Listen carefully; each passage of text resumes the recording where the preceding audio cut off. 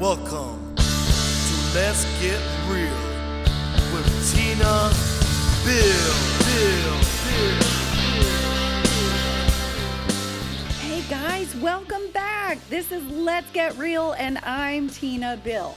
I'm so glad you decided to join me today. It's going to be a very interesting topic, to say the least.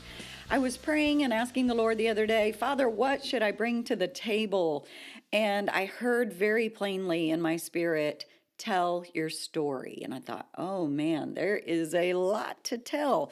And so I continued to pray and ask the Lord what story, what subject, and I just can't fight it any longer, guys. I'm going to talk to you guys about the spirit world. I'm going to talk to you about a subject that a lot of times we totally avoid because it could be lack of understanding, lack of knowledge. It could be just because we want to avoid the whole entire thing. So let's just talk about this. I've heard so many people say, do you believe in haunted houses? Do you believe in ghosts? Do you believe in the spirit world? And let me tell you, we're going to unpack that a little bit today. I'm going to have to break this up into several podcasts because there is a lot of ground to cover here. So, my whole life, I feel like I've been super in tune to the spirit world. Now, saying that, I don't want you to get weirded out on me, okay? We are spirit beings before we are flesh beings. You need to understand that.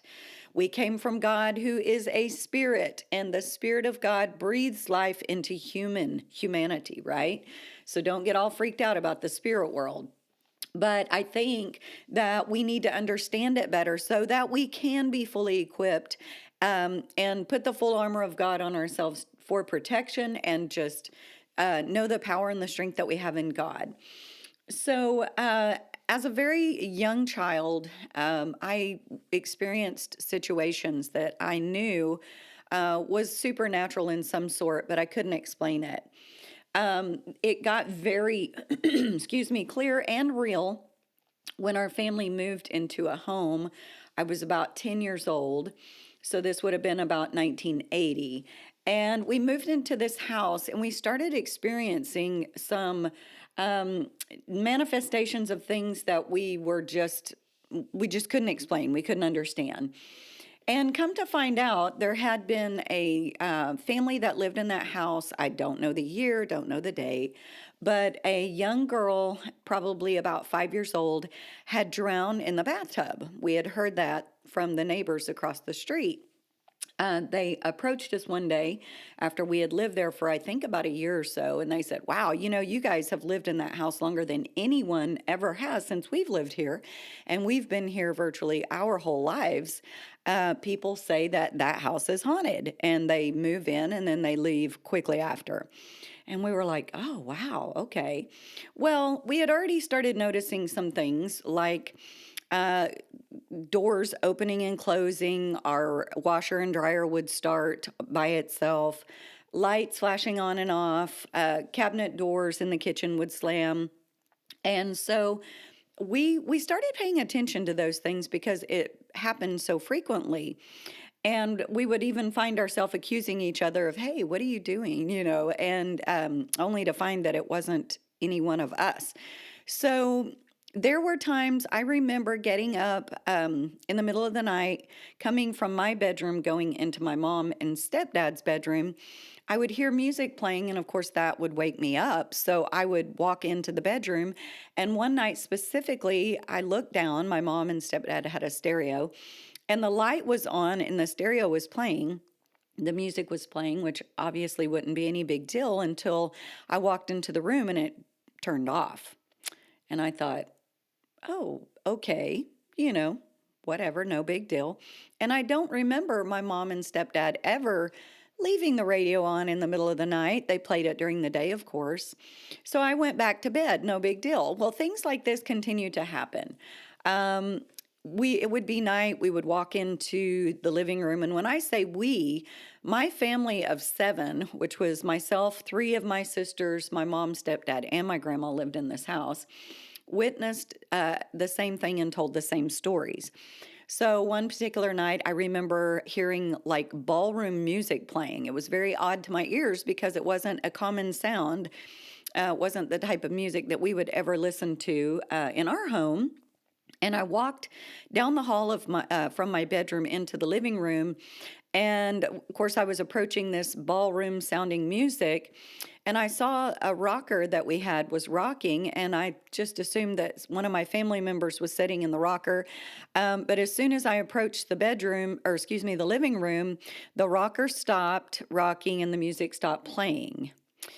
And I was just kind of like, you find yourself in these situations going, did I really hear that?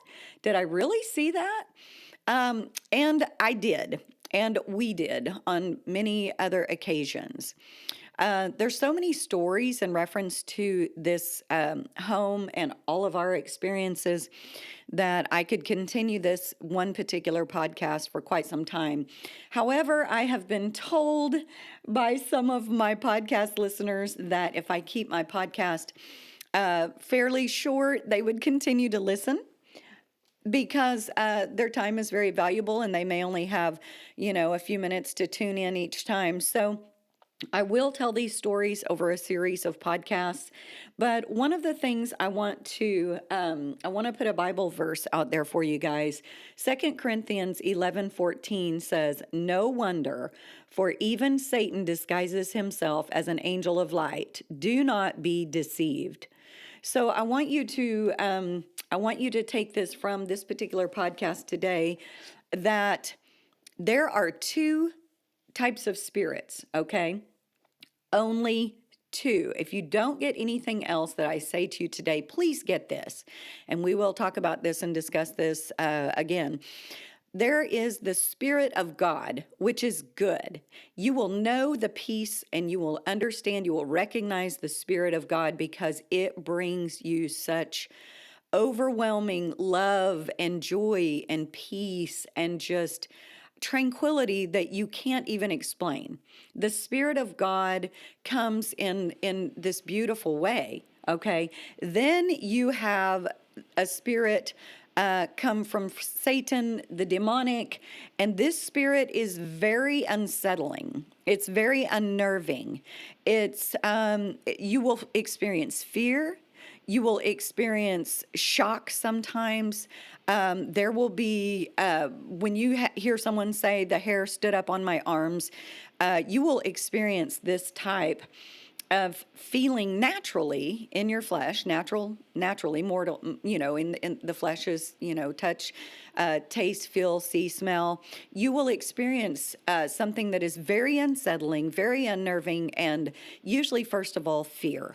So there is not, and I'm going to repeat that, there is not a spirit in between this. There is no good, bad, mixed combination, white witch, good, dead person spirit. Guys, don't be deceived. I'm telling you. Do not be deceived. When you say, oh, I've got a happy little old grandma spirit that lives in my house, or I've got a really kind, sweet, little old man spirit that lives in my house, and it's okay that he lives here. No, you're being deceived, okay? I'm sorry, this is really going to shatter someone's whole entire, literally your day is going to be shot, and you're going to have this on your mind the rest of your day. And I'm sorry, but you need to know the truth and you need to know the facts about the spirit world. And if you are interested in the spirit world, which most of us are, just because that is our first nature, is our spirit being, it's okay. It's okay to be interested in the spirit world, but you have to come at it the right way. Okay? I'm going to leave that right there. So guys, this has been real. I think you can definitely agree with me. This has been real. So until next time, join me. We are going to discuss this more. I have more stories. My life continues with these type of experiences, and we are going to talk about why the spirit world is so important to know and to understand. So until next time, guys, you have a blessed day, and I will see you soon.